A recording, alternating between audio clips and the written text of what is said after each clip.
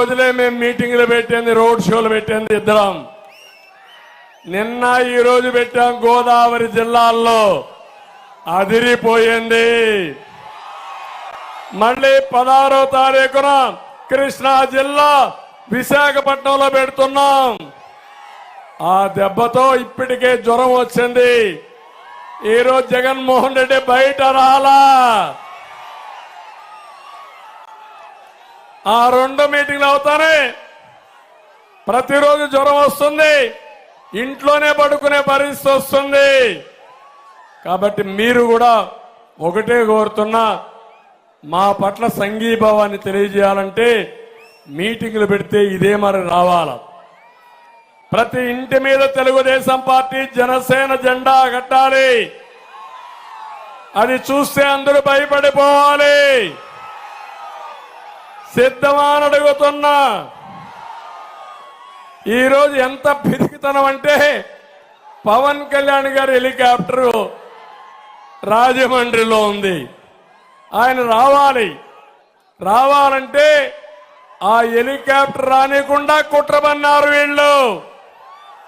ఎంత నీచం తమ్ముళ్ళు. మళ్ళా నేను ఇక్కడి నుంచి హెలికాప్టర్ పంపించిన తర్వాత అప్పుడప్పుడు కావాలని అడ్జస్ట్ చేసి పంపించారు. అంటే పవన్ కళ్యాణ్ గారి మీటింగ్ జరగకూడదు, జరిగితే ఇక్కడ ఉత్సాహం చూశారు, అదిరిపోతుంది, తట్టుకోలేమని అసూయతోనే, పిరికితనంతో, భయంతో రానీయకుండా చేశారు, సెబటైజ్ చేశారు. అంటే ఇది న్యాయమా? ఎప్పుడన్నా మనం చేశామా ఇవి? నేను ఒకటే చెప్తున్నా, కబద్దార్ జాగ్రత్తగా ఉండండి. అధికారులు కూడా కోరుతున్నా, కోడ్ ఆఫ్ కాండక్ట్ మీరు ఫాలో కండి. ఇప్పుడంతా ఎన్నికల కమిషన్ ఆధ్వర్యంలో మీరు పనిచేస్తున్నారు. మాకు ఏ రూల్స్ అయితే వర్తిస్తాయో ఆ రూల్స్ జగన్మోహన్ రెడ్డి కూడా వర్తించాలి. జగన్మోహన్ రెడ్డి ఎక్స్పైర్ అయిపోయినటువంటి అధికారం ఇంకా ముఖ్యమంత్రిగా ఉన్నా ఆయన అధికారం లేదు. డబ్బులు శాంక్షన్ చేయాలన్నా, రెగ్యులర్ గా డబ్బులు ఇవ్వాలన్నా ఎన్నికల కమిషన్ నిఘా ఉంది. ఏ ప్రాజెక్ట్ ఇవ్వడానికి కూడా వీలు లేదు, ఏ హామీ ఇవ్వడానికి కూడా వీలు లేదు.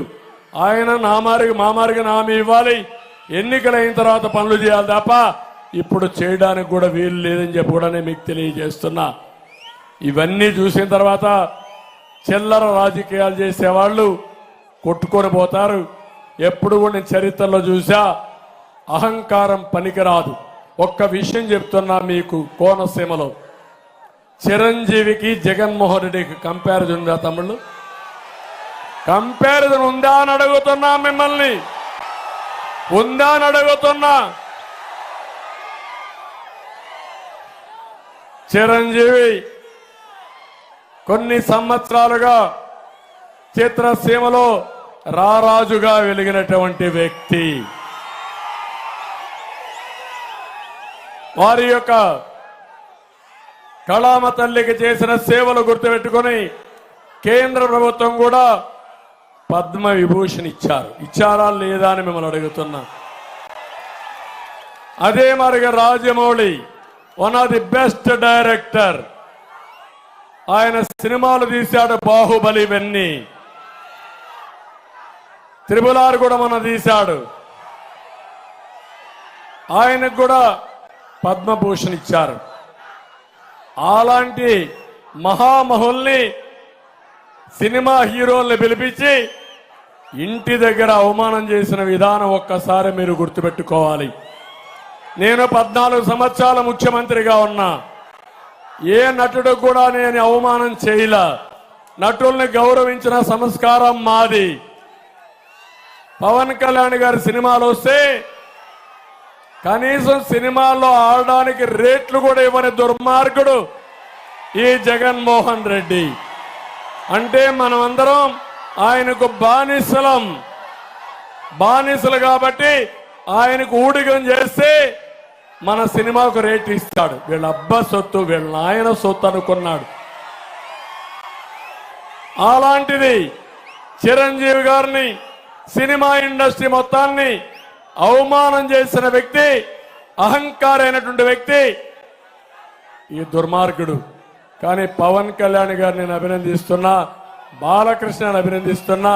నీ సినిమాలు ఏమైనా చేసుకో, ఆడగనకపోతే చూసుకుంటాం, నాకు మెరిట్ ఉంటే ఆడతాయని చెప్పిన వ్యక్తులు పవన్ కళ్యాణ్ గారు అని చెప్పి కూడా నేను మీకు తెలియజేస్తున్నా.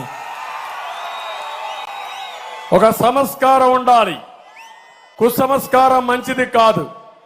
అందుకే మీరు ఆలోచించుకోవాలి.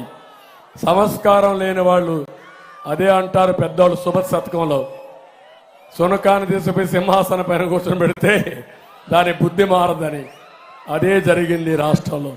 అందుకే మీ ఉత్సాహం చూస్తే ఇక్కడే ఉండిపోవాలనిపిస్తా ఉంది, కానీ ఇప్పటికే ఆలస్యం అయింది.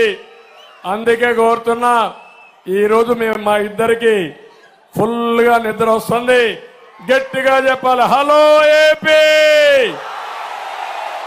హలో ఏపీ అంటే బాయ్ బాయ్ జగన్.